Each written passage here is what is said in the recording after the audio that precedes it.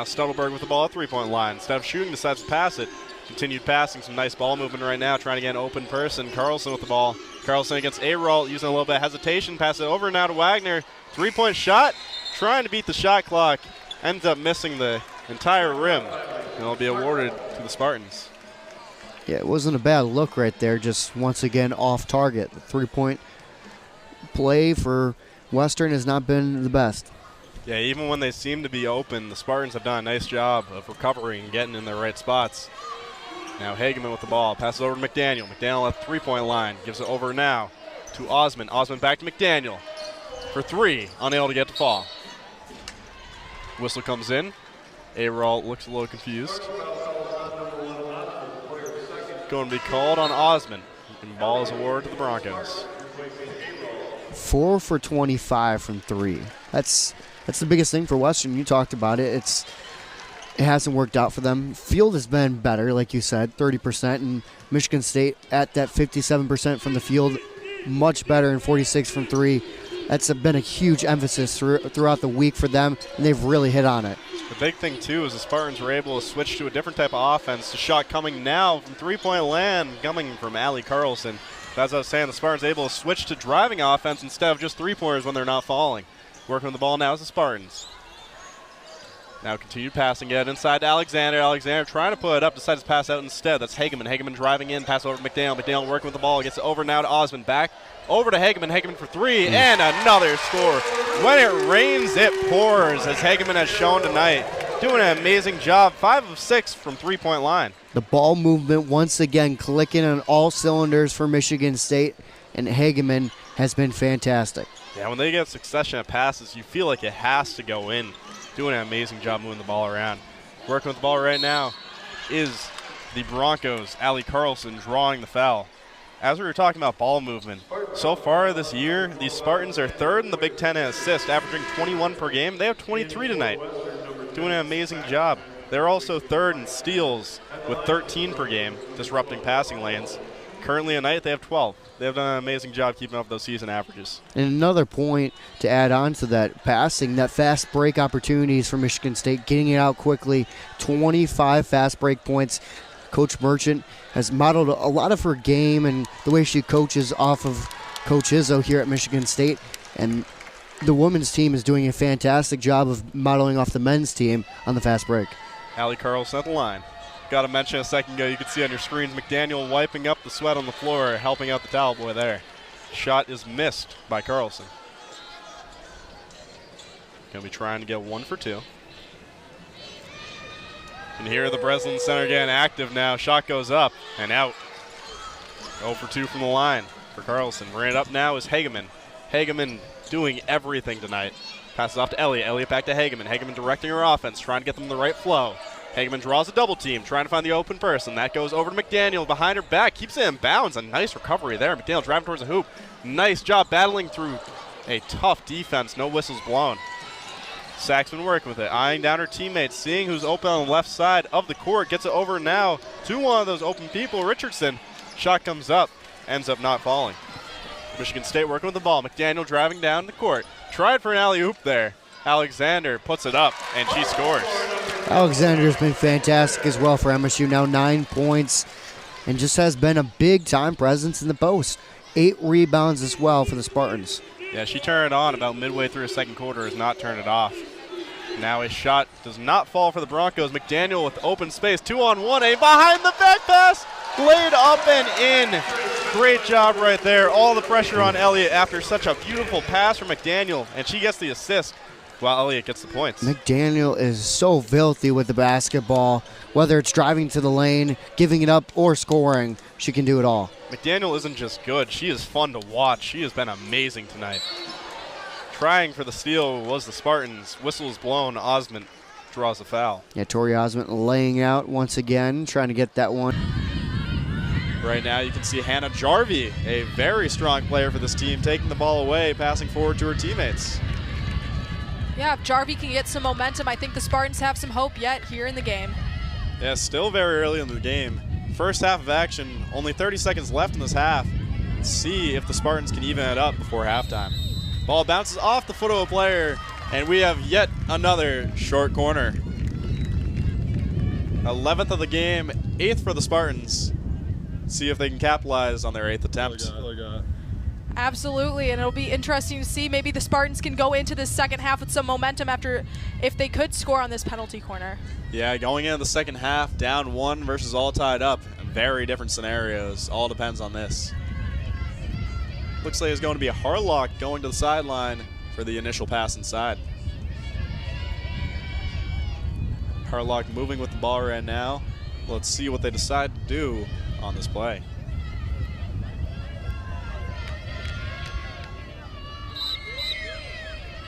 Harlock getting ready to set the initial pass. Passes inside. Now a shot on goal is low. Blocked by the goalkeeper. A nice job there. Fight in front of the goal. Ricardo trying to get inside. And a whistle comes in for the 12th short corner of this game. 9th for the Spartans. Let's see on this replay what happens right here. Looks like Ricardo still going after it, and of course Danny Swallow doing a great job defending that ball out of the net. Yeah, it looks like it hit Swallow's foot right there. Believe that is why it was a actually no, it hit Duke's foot. That is my bad. Grace Duke is who the foot was hit, causing the 12th short corner of this game. Harlock getting ready for the initial pass inside, gets it to her teammates. See if they can get another shot off here. Pass inside. Jumble of bodies. Whistle is blown. 3 seconds left in this first half of action, and we have another short corner.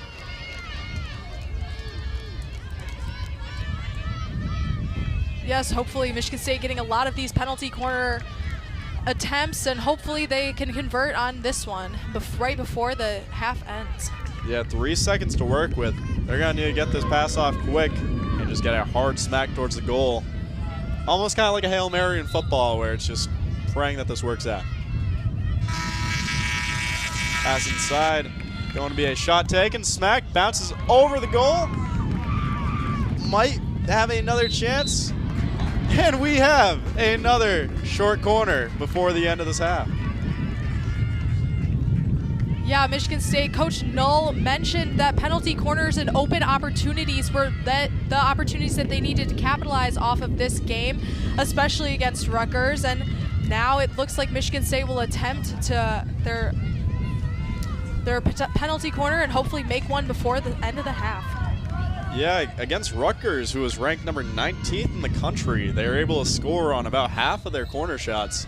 Bellarmine is stepping up today with their defense. Ball is set and hard smack towards the goal and scored. We are going into the half, all tied up 1-1. A great job by the Spartans there to make sure they don't have to play through a deficit. And that looked like Vandervey again. Scored first goal of the season last game against Rutgers, and she continues to score again today. Yeah, Vandervey with the laser shot down in the goal. Michigan State is happy about that outcome before the half. Much different game now that it's all tied up. Not playing from behind. Let's see if Michigan State can build on this momentum. And you know what they always say in the age-old saying, the 11th time is the charm on corner shots. Absolutely. We're all tied up 1-1 as we go into break. I am Joe DesVergnes here with Sarah Williams after an amazing game. A nail-biter for this Big Ten matchup. The Wisconsin Lady Badgers defeating the Michigan State Spartans in overtime matchup. Sarah here had 31 points, setting a new career high as well as 13 rebounds, tying her previous career high. I wanted to ask you, what was the key to your massive game today, Sarah? I think the key was confidence. In order for me to help my team, in order for me to be as good as I was today, I need to play with confidence. And of course, it was a massive matchup as in conference Big Ten, your first year of Big Ten play. I wanted to ask, what was Coach Mosley telling you before this game to get you ready for this matchup? Just trust the scout. We need to trust the scout. Our coaches put a lot of effort in preparing it, and just play hard, playing confidently, and take the win. We need to play very hard. And Sarah, I want to tell you that this game was not the standard for a freshman. This was an outlier. Freshmen are not supposed to impact the game this much. I wanted to ask you, what do you think it is that separates you apart from so many different freshmen that lets you have this impactful a game for your team? I think number one is my teammates. They get me the ball very well, and my teammates trust me a lot, so I wouldn't be able to do anything without my team. That was the interview with the amazing Sarah Williams, a great player. Excited to see what your future holds, Sarah. Thank you so much for giving us your time. Yeah, thank you. There was a while where you were dealing with some injury concerns. I remember you talking about that. There was that season you had a redshirt due to injury after only 4 matches. What was it like during the comeback, as we talked about mental health a little bit earlier? What was it like in your mental state to get over that hump of, I can't do really anything for this year? Man, it was really, really difficult. You know, I spent most of my career wrestling, like half of my life wrestling with really no injuries until I got to college. Like when I got like to sophomore year, the year I All-American, I didn't really have any injuries. Like I did. When I wrestled at the Big Tens the year that I All-American, I hurt my ankle at the Big Tens. And I remember that was really crazy. Like, it was really tough. Like, I could barely walk after the match. I had a big knot, like the size of a tennis ball on my ankle. And it was like, well, like, how am I going to perform? And I remember just feeling like, wow, this is not what I thought was going to happen. I had not planned on it. And I also got hurt wrestling somebody that I had beaten pretty easily. So I didn't know like how to handle it. But when I got to NCAAs, I think it was in Pittsburgh that year, I was like having trouble wrestling. I wasn't wrestling. I like lost maybe my first match, the first match I lost. After that, I just was like, I like had my ankle taped, and I was just like, I just want to cut the tape. Like, I'm sick of my ankle. I'm just gonna go out there and wrestle. Like, I have nothing to lose. I gotta wrestle back anyway. And I cut the tape, and I just started wrestling, and I ended up All-American. You know, just because I just made that choice to just go out there and just perform regardless. So, but then like I just started getting a string of injuries after that, and that's different, right? Because like, it's different when you have multiple injuries back to back to back, because I missed summers of practice. I missed like being able to train every single day during the summer, and those are crucial times, because those are like when you're really, really going to get better is when you're training in the summer and working out. So I had 2 knee surgeries on my right knee. I had 2 shoulder surgeries on my right and my left shoulder. And I'm currently gonna have to get another surgery on my left shoulder because of just wrestling, man. So I mean, wrestling is a really hard sport. It's tough on the body, but I never gave up. You know, I never stopped going out there competing.